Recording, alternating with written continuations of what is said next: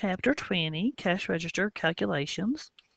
Learning objectives. After completing this chapter, the student will be able to describe how to make change for cash register transactions, calculate how much change is due when a patient or customer pays with a different amount of money than the amount due. So most cash registers today are automatically calculate how much change is due to the customer when the customer pays. But however, the cash registers do not automatically make this calculation, and sometimes patients or customers pay a different amount of money than the amount entered into their cash register. So therefore, it is helpful to know how to do these calculations. So the importance of accounting for money cannot be emphasized enough. Be especially careful when handling someone else's money. So when you're giving change back. In the retail setting, it is important, of course, to be able to handle money. You'll be doing it a lot because you'll have to check people out as they pick up their prescriptions.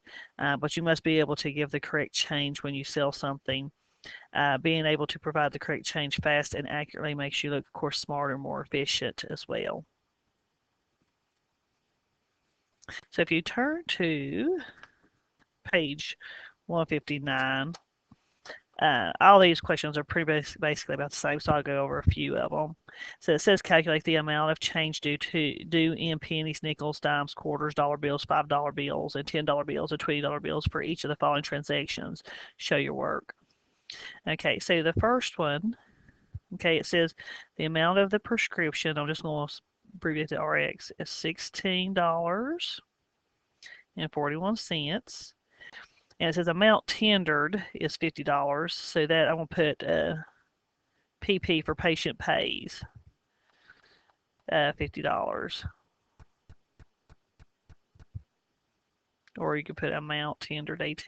I'll abbreviate just to save on time of writing. So what you want to do is just figure out, of course, the amount of change that needs to be given back. But again, your cash register will automatically tell you the amount of money back. But if you take 50 and minus 1641, should come up with 33.59. So again, what this is asking you to do is tell me, what bills would you give back? So you'd give them one $20 bill. You would give one $10 bill. Okay, then you would also give three $1 bills. You would give 2 quarters for the 50 cents.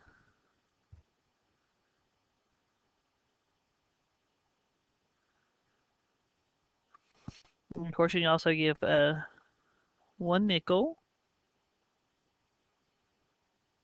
and 4 pennies.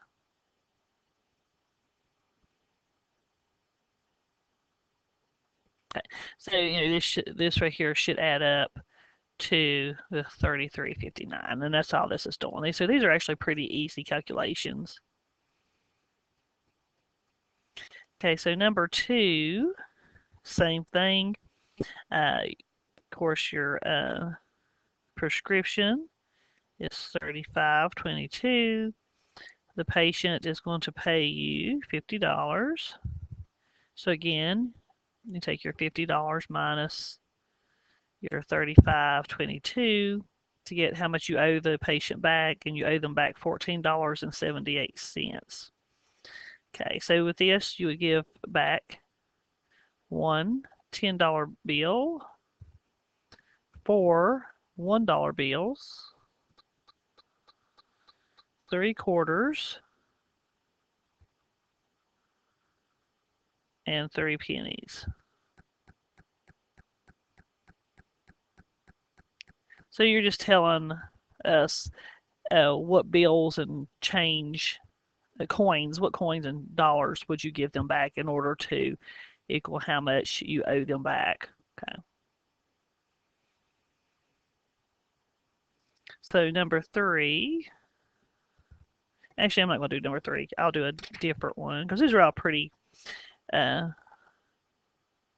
easy calculations, but this one is a little bit different just because the RX is going to be 1206.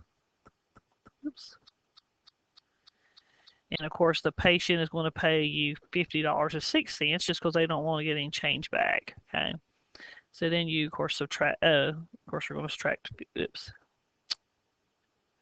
You're going to do it by hand. Be 50 first, then 12.06. And you're going to subtract that. And then, of course, you should have $38 is what you owe the patient. So again, you'd give them one $20 bill, one $10 bill, one $5 bill, and three $1 bills. And no change or coins. So that's all I'm going to do on this one because I think these are fairly easy questions. If you have any questions or concerns, please send me an email.